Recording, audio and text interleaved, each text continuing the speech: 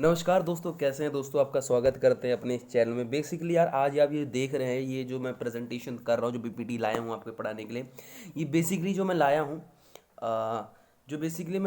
मैं basically reason है यार, मैं अपने पीसी में इसलिए नहीं कर रहा हूँ बिकॉज यार मैंने देखा कि जो ओबीएस स्टूडियो सब जानते हैं, वैसे मैक्सिमम लोग इसी से करते हैं। सो उसमें कोई साउंड प्रॉब्लम बहुत हो रही थी, मतलब इको बहुत हो रहा था उससे।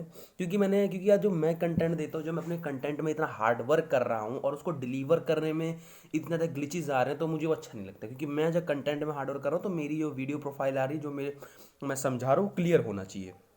सो मैंने सोचा कि ठीक है, हमने फिर जो मैंने पूरा अपना सेटअप चेंज किया, मतलब मैंने कहा चलो ठीक है, पीपीटी हम उसमें बना लेंगे और पढ़ाएंगे हमने। फिर मैंने देखा कोई एंड्रॉयड का कोई बढ़िया से जाए स्क्रीन रिकॉर्डर जो मिल जाए मुझे, जो मेरी पीपीटी को भी अच्छे चलाए और जिसके थ्रू मैं मेरी वॉइस क्लियर आ पाए। बिकॉज वॉइस जब तक क्लियर नहीं आएगी तो मज़ा नहीं आएगा। क्योंकि ऑफलाइन कोचिंग नहीं है, ठीक है, यहाँ पे शो आ रहा है, आप एग्जैक्ट वाला जज कर लोगे।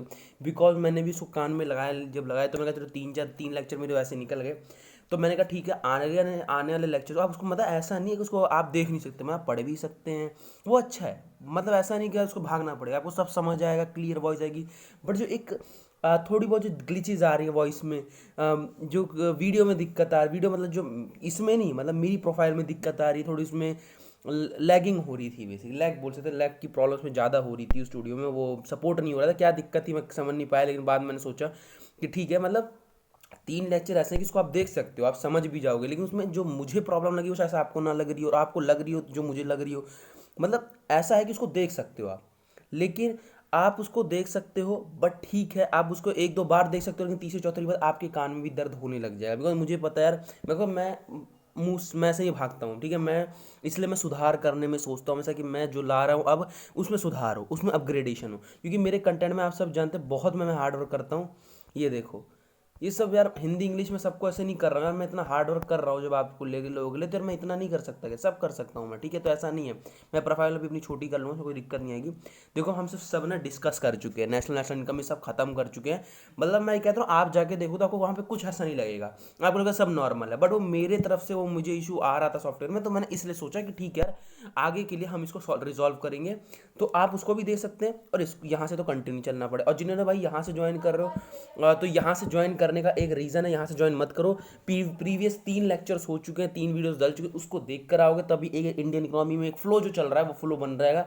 बीच में आपको तो फायदा कुछ नहीं है। मैं अभी भी कह रहा हूँ, मैं व्यूज़ के लिए नहीं काम करता हूँ, मैं आपको कॉन्सेप्ट समझाने के लिए काम करता हूँ, मैं आपको डिटेलिंग में ले जाता हूँ, ठीक है। हमने इकोनॉमिक प्लानिंग 5 ईयर प्लान, सारे 5 ईयर प्लान है, मैं सब डिस्कस कर चुका हूँ।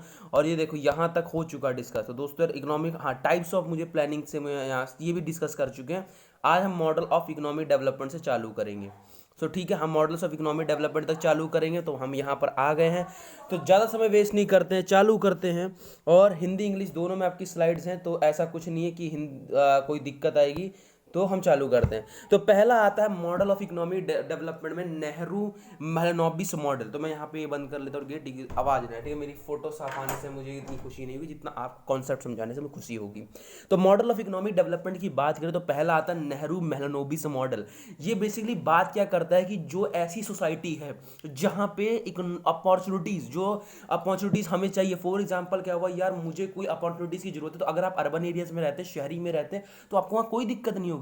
सिंपल बात, आज की दुनिया में फैक्ट है ये।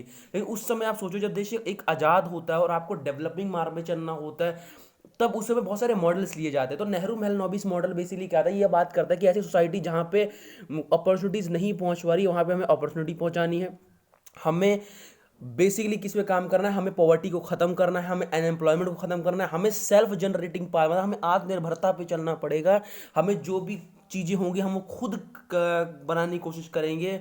जो डिजीज़ है, बहुत सारी चीज़ें हो गई, बहुत सी बीमारी होगी, उनको रिजॉल्व किया जाएगा। बेसिकली इसमें पब्लिक सेक्टर पे जोर दिया गया। मतलब बेसिकली अगर आप समझो कि ऐसा बैकवर्ड सोसाइटी है, तो बैकवर्ड सोसाइटी में क्या होता है, प्राइवेट सेक्टर कभी नहीं जाता। प्राइवेट सेक्टर वहां जाता है जहां उसको प्रॉफिट मिलता है।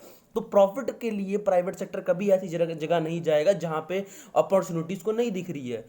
तो इसीलिए पब्लिक सेक्टर को यहाँ पे फोकस किया गया। फिर अगला आता था गांधीयन मॉडल ऑफ ग्रोथ। इसको द गांधीयन मॉडल जो वॉज बॉट आउट बाय किसके द्वारा किया जाता है, मैं ध्यान से सुनना। गांधीवादी योजना को 1944 में आचार्य एस.एन. अग्रवाल द्वारा लाया गया था, और 1948 में इसे फिर से पुष्टि की गई थी, जो विकास के के गांधीवाद मॉडल का आधार था। मतलब बाद में यार इसमें कुछ बेसिक चेंजेस किए जाते हैं, लेकिन सबसे पहले इसको लाने वाले जो हमारे थे, जो लाने वाले थे वो हमारे कौन थे, वो थे हमारे आचार्य एस एन अग्रवाल। ठीक है। बेसिकली यार ये बात क्या करता है कि जो हमारे हैंडीक्राफ्ट्स है और जो कॉटेज इंडस्ट्री है, बिकॉज आप जानते हैं कि इंडिया की जो हैंडीक्राफ्ट इंडस्ट्री है उसकी वो ठीक है, एक ब्रिटिशर्स आए थे एक समय पे, अगर आप ब्रिटिशर्स के आने के पहले देखेंगे, ब्रिटिशर के जाने के बाद देखेंगे तो उसकी ग्रोथ ही हुई है, लेकिन जो ब्रिटिशर्स का पीरियड चलता है उसमें वो हैंडीक्राफ्ट से फोकस नहीं करते, बिकॉज वो मानते कि यार वो इंडिया के हैंडीक्राफ्ट को इसलिए खत्म डिक्लाइन करना चाहते थे। उनका ये मकसद था कि भाई क्योंकि आपको पता था कि हैंडीक्राफ्ट इंडस्ट्री भले ही उनका काम लेट है लेकिन वो कंपटीशन में हमेशा आगे है, तो ये सोचा कि नहीं यार हमें मशीन से बने हुए प्रोडक्ट की मतलब ज़्यादा यहाँ पर डिमांड बढ़ानी पड़ेगी। और डिमांड कैसे बढ़ेगी, जब हम इन पे जोर डालेंगे, इनके ऊपर टैक्स लगाएंगे, इनके ऊपर फालतू फालतू टैक्स लगाए जा रहे हैं, इनको दबाए जा रहे हैं, तो उससे क्या होगा, जो उनकी प्रोडक्ट्स है, जो मशीन वाले प्रोडक्ट्स है वो बिकेंगी। बट जब उनका पीरियड खत्म होता है, सरकार को पता है कि हमारी हैंडीक्राफ्ट्स एक ताकत है, इंडियन इकोनॉमी की बहुत बड़ी ताकत है, जैसे एग्रीकल्चर है तो एक तरफ हम हैंडीक्राफ्ट्स को भी जोड़ सकते हैं कि उनको भाई उनकी भी एक ज़रूरत है इंडियन इकोनॉमी को। तो हमें पता है कि हम जिस चीज़ में अच्छे हैं उस चीज़ को हमें और आगे ले जा रहे हैं, जिसमें अच्छे नहीं उसमें हम मेहनत करेंगे। तो हैंडीक्राफ्ट और कॉटेज इंडस्ट्री को यहाँ पे सपोर्ट किया गया। फिर एलपीजी मॉडल ऑफ डेवलपमेंट, अगर ये मुझे किसी को बताने की जरूरत पड़ रही है तो याद रखना आपको पढ़ना पड़ेगा अभी। तो एलपीजी मॉडल ऑफ एम्प्लॉयमेंट क्या, डेवलपमेंट क्या था कि लिबरलाइजेशन, प्राइवेटाइजेशन, ग्लोबलाइजेशन, ये लाया जाता 1991 में। सबको पता है उस समय फाइनेंस मिनिस्टर कौन थे, डॉक्टर मनमोहन सिंह, जिनकी मैंने थंबनेल में भी फोटो लगा रखी है कि जब उस समय वो कर रहे थे। ठीक है, क्योंकि हमें थोड़ा अट्रैक्शन भी पाना पड़ता है ना लोगों से कि भैया आओ। तो बेसिकली लिबरलाइजेशन, प्राइवेटाइजेशन, ग्लोबलाइजेशन एक बड़ी चीज़ होती है किसके लिए, प्राइवेट सेक्टर के लिए बहुत इंपॉर्टेंट रोल प्ले करता है, बिकॉज यहाँ से ही प्राइवेट सेक्टर्स को आगे लाया जाता है। जितना पब्लिक सेक्टर को सपोर्ट किया जाता है उसके बराबर प्राइवेट सेक्टर का भी रोल आता है। प्राइवेट सेक्टर खुद एंगेज होता है, बिकॉज जब प्राइवेटाइजेशन हो रहा है, लिबरलाइजेशन हो रहा है, ग्लोबलाइजेशन हो रहा है, जब आपकी इकोनॉमी खुल रही है तो ऑब्वियस बात है प्राइवेट सेक्टर का भी इंपॉर्टेंट रोल आ जाएगा वहां पे। ठीक है, हिंदी में भी है, मैंने कहा था देखो ये स्लाइड आपको सब ये मिल जाएगा, पीपीटी आपको मिल जाएगी, आपको पूरा एक पीडीएफ फॉर्मेट में मैं दे दूंगा, बट एक बार कंप्लीट हो जाए, एक बुक मिल जाएगी आपको। प्योरा मॉडल क्या होता है, providing urban amenities in rural areas. मतलब भाई इसमें ये कहा गया कि बिना पॉपुलेशन को ट्रांसफर किए हुए कैसे हम इकोनॉमी को कैसे डेवलप कर पाए, ये बेसिकली बात हुई है हमारे प्योरा मॉडल में। ठीक है, आ गया। मैंने क्या कहा था, इसमें आपको सब मिल जाएगा जो मतलब हिंदी में। अब बारी यहाँ से हम चालू करें अनएम्प्लॉयमेंट, जिसको अगर मुझे इस वक्त जो चल रहा है समझाने की जरूरत पड़े तो भैया इकोनॉमी मत पढ़िए, बिकॉज अनएम्प्लॉयमेंट तो सबको पता है यार, अनएम्प्लॉयमेंट क्या होता है, कैसे होता है, क्यों होता है, क्या रहते कैसे क्या नहीं होता, सब पता है। तो हम चालू करते हैं। अनएम्प्लॉयमेंट क्या होता है कि भाई देखो, एक ऐसी सिचुएशन जहाँ पे एक पर्सन काम करने को एबल है, काम कर सकता है, लेकिन जो वेज लेवल मिल रहा है उस पर नहीं काम करेगा। मतलब मैंने क्या बोल रहा, देखो ध्यान सुनो। बेरोजगारी को एक ऐसी स्थिति के रूप में परिभाषित किया जा सकता है जब सक्षम और काम करने के इच्छुक व्यक्ति मौजूदा मजदूरी स्तर पर नौकरी की तलाश कर रहे हो लेकिन वह सामान प्राप्त करने में असमर्थ हो। कि यार अब मैं फॉर एग्जाम्पल भाई, जैसे मैं एज एजुकेटेड बताता हूँ कि यार एज एजुकेटेड अगर मैं बात करूँ,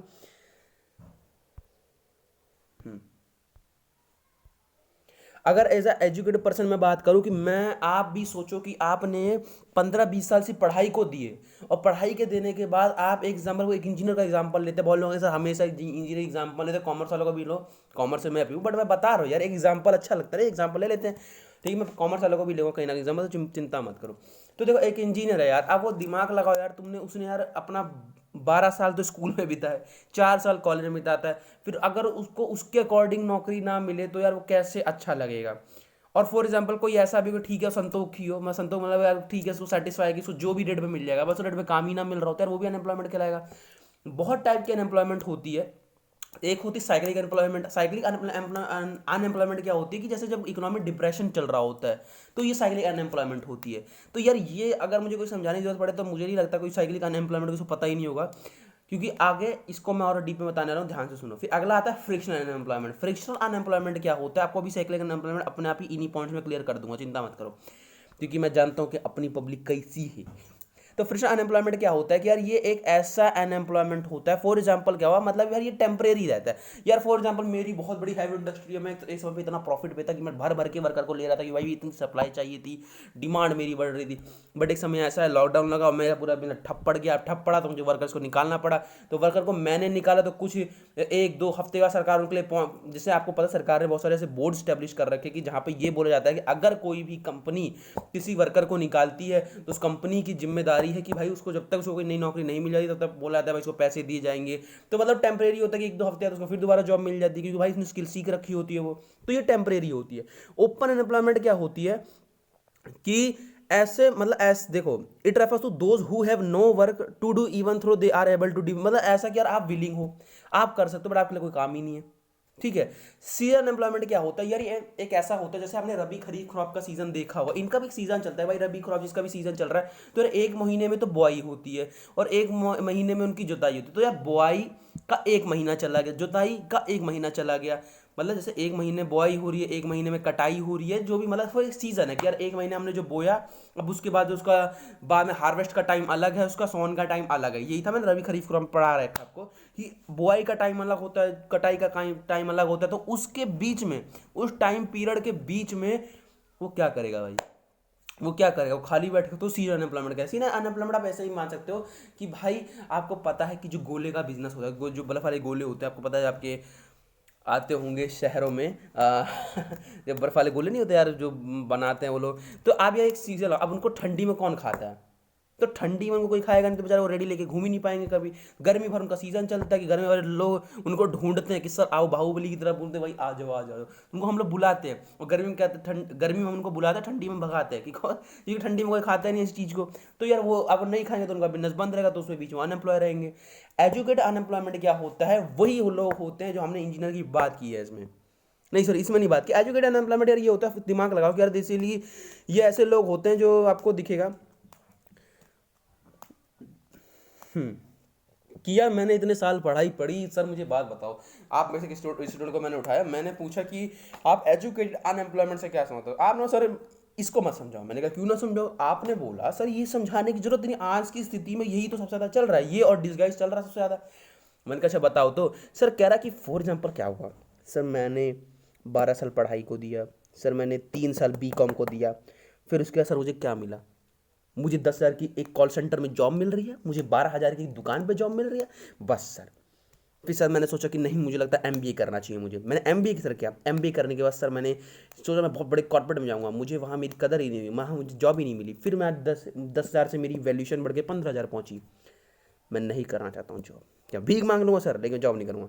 तो ऐसे लोग होते हैं, बिकॉज रीज़न है यार, आप इतना साल पैसे लगा रहे तो आपको जॉब मिलनी चाहिए, बट नहीं मिल रही, क्या करेंगे, कोई दिक्कत नहीं हो रही। अगला आ रही है अंडर एम्प्लॉयमेंट की बात करें या डिसगर्ज एम्प्लॉयमेंट की बात करें, तो इसका ये मतलब होता है कि अगर आप एक इंजीनियर को देखें और वो क्लर्क की नौकरी कर रहा हो तो इससे शर्मिंदगी वाली बात क्या होगी। मुझे भाई देखो, एक इंजीनियर पॉइंट ऑफ व्यू से, यार इंजीनियर एक ना बड़ा इंजीनियर हो गया, CA हो गया, अब तुम CA को देखो, CA उठ के अगर एक इंजीनियरिंग में चला जाए तो यार वो तो बेड़ा गर्क करेगा इंजीनियरिंग का बैठ के। सिंपल बड़ी बात है, देखो रीजन है यार। अब फॉर एग्जांपल क्या हुआ यार, एक इंजीनियर, आप ये जो एग्जांपल मैंने लिया कुछ सोच समझ के क्यों लिया, क्योंकि यार आज के सोसाइटी में इंजीनियर्स का यही चल रहा है। या देखो कॉमर्स वाले का तो यार ठीक है, उसका क्लर्क उसका कोर है, वो कॉमर्स वाला तो यार ऑडिटर में भी लगेगा, उसका कोर है। तो कॉमर्स वाला परेशान नहीं इतना होता जितना इंजीनियरिंग वाला होता है। देखो मैं फैक्ट बता रहा हूँ, चुभे चुभे हटाओ भाई। तो 8 साल का आप लोग तो 8 साल का तो भाई वो कोर है, कॉम्पिटेटिव एग्जाम, गवर्नमेंट एग्जाम हो गए या बड़े बड़े लेवल कॉम्पिटेटिव एग्जाम, वो सब भाई उसके कोर हैं, वो हमारे और उसके कोर है। उसके बाद फिर कॉमर्स वाले का नंबर लगता है, फिर बाद में भाई इंजीनियर का नंबर रहता है। बट क्या हो रहा है आज के समय में, चीज़ें उल्टी हो रही है, सब उल्टी हो रही है। UPSC में इंजीनियर भाग जा रहा है, बैंक में इंजीनियर भाग जा रहा है, गवर्नमेंट एग्जाम में इंजीनियर भाग जा रहा है, रेलवेज में इंजीनियर भाग जा रहा है। क्यों यार, रीजन है जो रेलवे से उसका बन गया, रेलवे से उसका है। बट आप कहाँ से यार, आप दिमाग लगाओ ना पहले कि यार तुमने फिर इंजीनियरिंग क्यों करते हो जब तुम्हें, क्योंकि अगर आप 10th वाले भी जो बंदा साइंस लेगा ना 11th में, उससे पूछना भाई तुम आगे क्या बनो, वो हमेशा कहता मैं IITian बनूंगा या कहीं मैं इंजीनियरिंग में कोई कॉर्पोरेट में काम करूँ, बिकॉज रीजन है उसका कोर है भाई, वो वहाँ पे सोचता है। और फिर 12th के बाद कॉलेज करने के वो सीधा कॉम्पिटेटिव एग्जाम में आकर बैंकिंग में लगता है। कितना यार सोचो कि उसने इतना पैसा लगाया, 4 साल, मतलब आप मान लो 4 साल का BTech होता है ना, हाँ, तो मैं 16 साल उसने यार पूरे जिंदगी पढ़ाई में लगा दी, और उसके बाद फिर उसको क्लर्क की नौकरी पढ़नी पड़े यार, तो अलग ही बात होती है यार, है ना। कि आप ऐसी फील्ड में जो आपकी फील्ड है ही नहीं, आप उस फील्ड में जबरदस्ती आ रहे हो, तो आ रहे तो रहो, क्या जा रहा है ना। कंपल्सरी अनएम्प्लॉयमेंट की बात करेंगे तो यार एक ये ऐसा होता है कि कोई कोई लेबर्स होते हैं जो ये तैयार होता है कि भैया हमें कहीं भी काम करा लो, हम काम करूंगा, बट लोग कहते हैं हम तुम्हें काम नहीं दूंगा बिकॉज अभी तुम्हारी जरूरत ही नहीं है। तो मैं भाई कोई भी रेट पे काम कर लेंगे, जो भी रेट चल रहा है उस पर काम कर लेंगे, बट कोई काम उसमें नहीं मिलता ही है। तो कंपल्सरी अनएम्प्लॉयमेंट हो गया। सीजनल अनएम्प्लॉयमेंट क्या होता है? ये एक ऐसा अनएम्प्लॉयमेंट होता है, वही खरीफ रबी का इसमें एग्जाम्पल दे देना, ठीक है, ये हिंदी में है। अब अगला आता है बिफोर इट रिप्लेसमेंट, मतलब आप सबको पता है नीति आयोग को प्लानिंग कमीशन को किसने रिप्लेस किया? नीति आयोग ने रिप्लेस किया। मैंने डेट बता दी, तो उसको जरूर देखो, उस वीडियो को जरूर देखोगे तभी यहाँ से फ्लो बनेगा। आके एक एक टॉपिक उठाओगे कि हाँ अनएम्प्लॉयमेंट से पढ़ेंगे, फायदा कुछ नहीं है, बस समझना, क्योंकि रिलेट नहीं कर पाओगे। सभी रिलेट किया था मैंने रबी खरीफ वाला, वैसे रिलेट नहीं कर पाओगे। तो नीति आयोग को रिप्लेस करने से पहले प्लानिंग कमीशन जो अनएम्प्लॉयमेंट का डाटा कलेक्ट करता था, किसके बेसिस पे करता था? लकड़ वाला फॉर्मूला के बेसिस पे करता था। ये कब से इफेक्टिव हुआ है? 11 मार्च 1997 को हुआ है। और जो डाटा कलेक्ट करने का प्रोसेस है किसके बेसिस पे होता है? जो सर्वे होता है नेशनल सैंपल सर्वे ऑर्गेनाइजेशन का। आप सबको पता है कि अनएम्प्लॉयमेंट का जो डाटा कलेक्ट करता है कौन करता है? नेशनल सैंपल सर्वे ऑर्गेनाइजेशन करता है। ये किस किस कॉन्सेप्ट नहीं, मैं भी इसको एरर को ठीक करूंगा, ठीक है, तो मैं इसको ठीक कर दूंगा। कॉन्सेप्ट्स की बात करें तो कौन से कॉन्सेप्ट पे करता है? तो जर्नल स्टेटस ऑफ अनएम्प्लॉयमेंट की, ऐसे लोग जो एक साल से ज़्यादा अनएम्प्लॉयड हैं तो भाई जर्नल स्टेटस ऑफ अनएम्प्लॉयमेंट में डाल दो उसमें। वीकली कि अगर आप एक हफ्ते में भी 1 घंटा कुछ नहीं कर रहे हो, सर बोलोगे सर हम तो स्टूडेंट हम तो फिर हो गए इसमें, मान लो तुम्हें, और डेली अनएम्प्लॉयमेंट कुछ काम ही नहीं मिल रहा है, एक दिन में क्या करोगे तुम, ठीक है। अब कुछ डेवलपमेंट और एम्प्लॉयमेंट प्रोग्राम लाए गए सरकार की तरफ से, बिकॉज सरकार को पता था कि अपनी जनता बहुत बेरोजगार है, अपनी जनता को कुछ करना पड़ेगा, कुछ डेवलपमेंट लाना पड़ेगा। तो पहला आता है कम्युनिकेशन डेवलपमेंट प्रोग्राम, CDP 1952 में आता है। Intensive agriculture development programme IADP 1961 से 1961 तक आता है। Intensive agriculture area programme IAAP 1964 से लेकर 1965 तक आता है। High yielding variety programme HYVP 1964 to 1967। Indian tourism development corporation ITDC अक्टूबर 1966। Green revolution 1966 to 1967।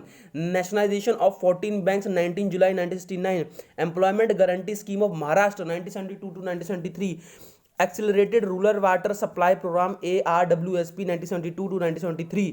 Small farmer development programme SFDA 1974 to 1975। Command area development programme CADP 1974 to 1975। 20 point programme TPP 1975। National institution of rural development NIRD 1977। Desert development programme 1977 to 1978। फिर अगला आता है food for work programme FWP 1977 to 1978। Anti योद्धा योजना 1977 to 1978। Training rural youth for self employment TRYSEM अगस्त 15 1979। Integrated rural development programme IRDP अक्टूबर 2 1980। National rural employment programme NERP 1980। Development of women and children in rural area DWCRA सितंबर 1982। Rural landless employment guarantee programme RLEGP अगस्त 15 1993। Self employment to the educated unemployment youth CU 1983 टू 1984। Farmer agriculture service centres FAST 1983 टू 1984। National fund for rural development NFRD फरवरी 1984। Industrial reconstruction bank of India मार्च 1985। Comprehensive crop insurance scheme अप्रैल 1 1985। Council for advancement of people's action for rural technology काप, जिसका headquarter New Delhi में, सितंबर 1 1986। Self employment programme for the urban poor सीप सितंबर 1986। Formation of security exchange board of India SEBI अप्रैल 1988।